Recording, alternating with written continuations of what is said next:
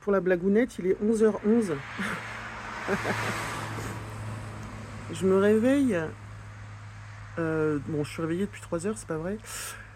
Face à ça, ils avaient annoncé de la pluie. Il fait super beau et tout.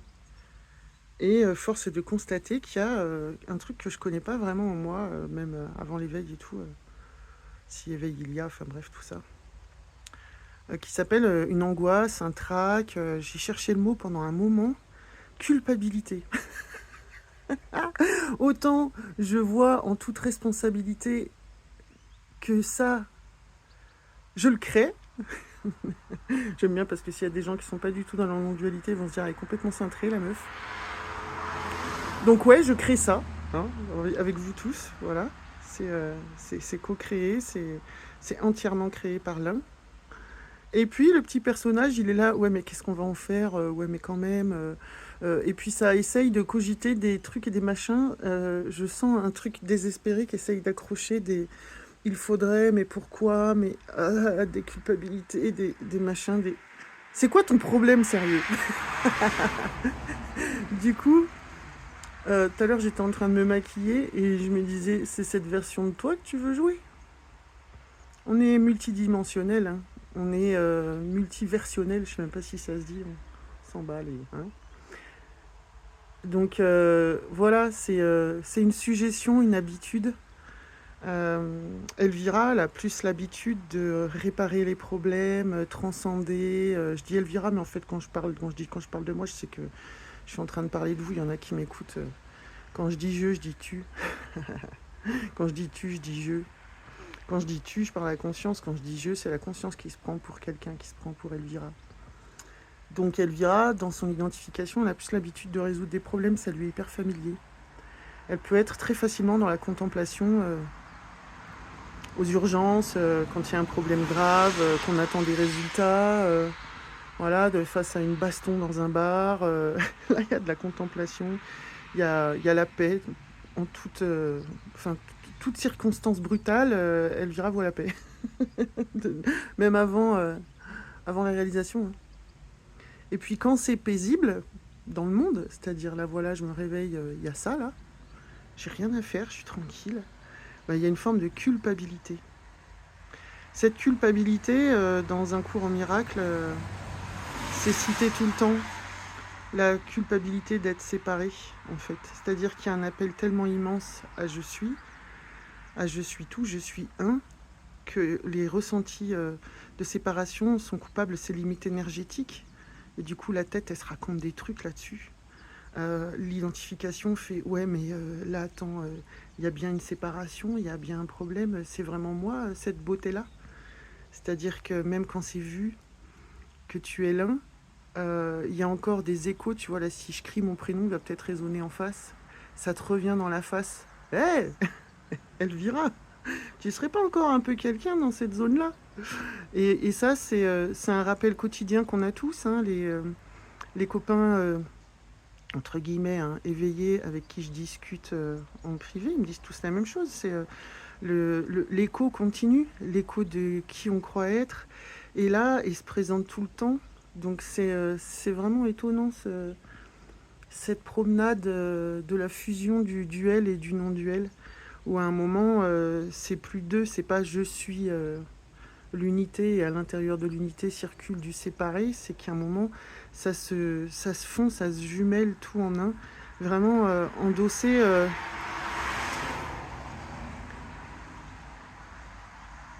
endosser cette êtreté un qui est tout. C'est oui, je suis le tout qui se prend pour quelqu'un. Et je suis aussi le quelqu'un qui se sait être le tout. Du coup, ça fait des explorations, ça passe d'un volume à l'autre. Là, tu vois, l'équaliseur aigu, médium, basse, ça bouge. Voilà, c'est vivant ce bordel-là. Et c'est vrai que moi, je peux constater, en ce moment, j'explore ça.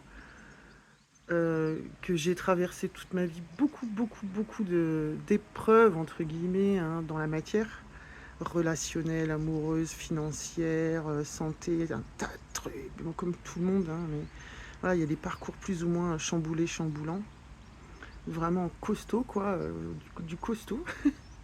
Et ça a permis de voir que la paix que je suis, on va dire, enfin, ou le, pas la neutralité, la totalité que je suis.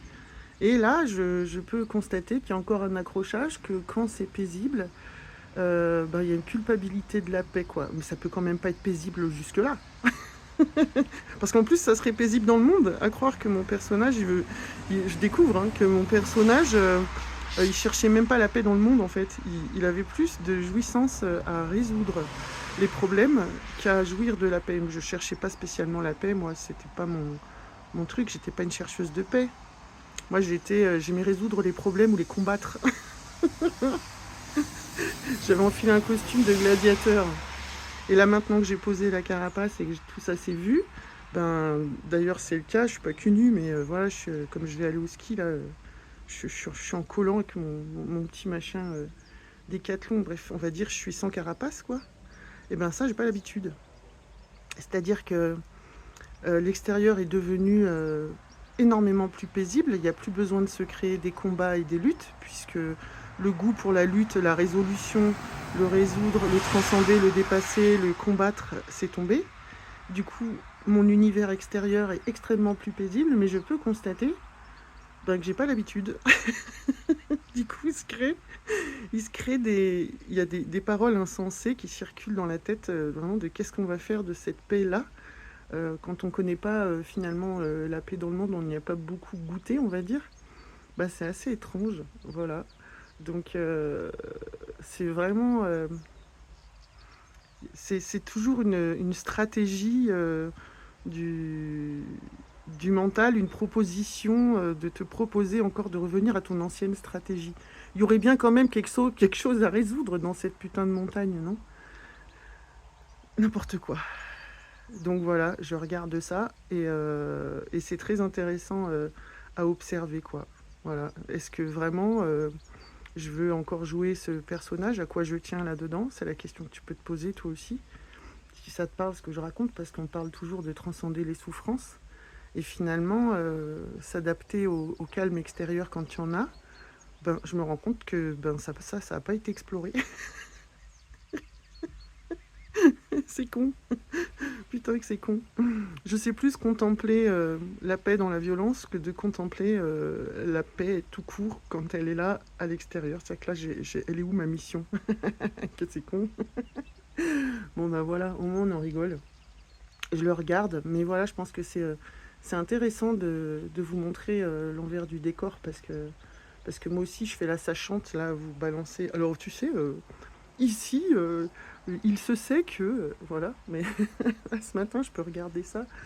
Ça me fait halluciner là d'être en collant sur un balcon à vous raconter ça, mais je pense que c'est un partage intéressant. Qu'est-ce que t'en ferais de taper si elle était en face de toi pour de vrai? Voilà.